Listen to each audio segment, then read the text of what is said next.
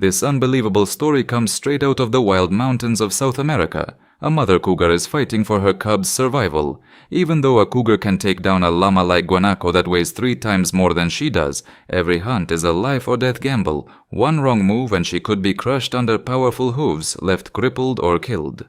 In the last episode, PETA shared the prey she risked her life to catch with her badly injured sister and her cubs. But sadly, even with help arriving in time, her sister couldn't escape her fate. She passed away. Before dying, she entrusted her 2 cubs to PETA. Now PETA has 4 hungry mouths to feed. In the past, one guanaco could feed a family of 3 for a week. Now that same prey lasts only 3 days. Keep growing and more ranchers move into the surrounding area, their territories are beginning to overlap, and that makes this landscape far more dangerous and unpredictable. Cougars are incredibly adaptable hunters. They can survive in almost any climate and hunt many different kinds of prey. But to feed 4 cubs, PETA has no choice. She must target the biggest prey available, guanacos. Guanaco herds usually stay on high ground, where they can spot danger from far away and escape quickly. But PETA has a trick. She circles downwind, making sure the herd can't smell her. Using the terrain and her perfectly camouflaged coat, she slips forward almost invisibly. Within moments, she reaches the ideal ambush position. Her eyes lock onto the herd as she searches for the weakest target. This hunting ground is about a mile away from where her cubs are hiding, and those a freezing night. At sunrise, the storm finally passes. But now finding food becomes PETA's top priority. She gathers the cubs and follows the migrating herds down the mountain. It doesn't take long before she spots a lone guanaco grazing peacefully. Driven by hunger, she prepares to attack the hunter searching for food. Soon she comes across the remains of another guanaco. Their steel body is on alert. PETA slows down, carefully closing the distance. Behind her, the cow. His message is crystal clear. Stay away. But PETA doesn't run. She quietly backs off and waits nearby, hoping he'll change his mind. He keeps growling, yet never attacks. There's a reason for that. These 2 already know each other. In fact, 2 of PETA's cubs are his own offspring.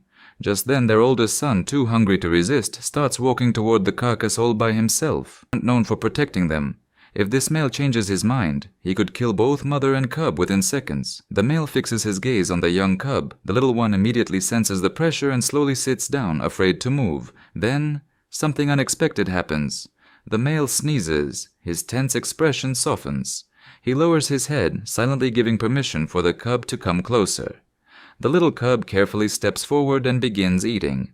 Seeing that, the other cubs quickly rush over too. In the wild, male cougars almost never share their kills, but during mating season or when their own offspring are struggling to survive, some males will briefly set aside their aggression and allow the female and their cubs to eat. For today, the family finally gets a full meal. Their immediate hunger has been relieved. But tomorrow, the hunt begins again. By sunset, PETA where her cubs are hiding. Night has completely fallen. PETA silently creeps toward the fence. Inside, a flock of sheep grazes peacefully. She studies the enclosure of 2 sharp-eared sheepdogs. They explode into barking and charge straight at her. PETA knows she's been spotted. If the ranchers show up, she won't stand a chance. She has no choice but to retreat immediately. The plan has failed. Empty-handed, PETA rushes back to her cubs, but she's already too late. The moment she returned, she ran straight into the unfamiliar male cougar.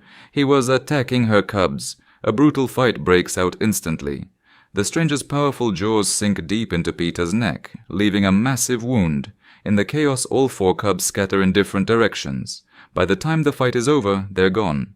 PETA, bleeding heavily, drags herself across the mountains, calling desperately for her babies.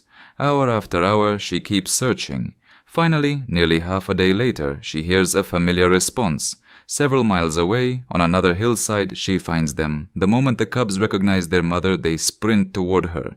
But something is terribly wrong. Only 2 cubs return, a brother and his sister. The other 2 are nowhere to be found.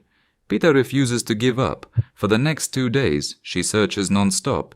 She covers nearly 60 miles, calling over and over again. She keeps looking. The 2 cubs still by her side may not survive either. Despite the deep wound on her neck, PETA has no choice. She must hunt again, immediately, because now every second means the difference between life and death.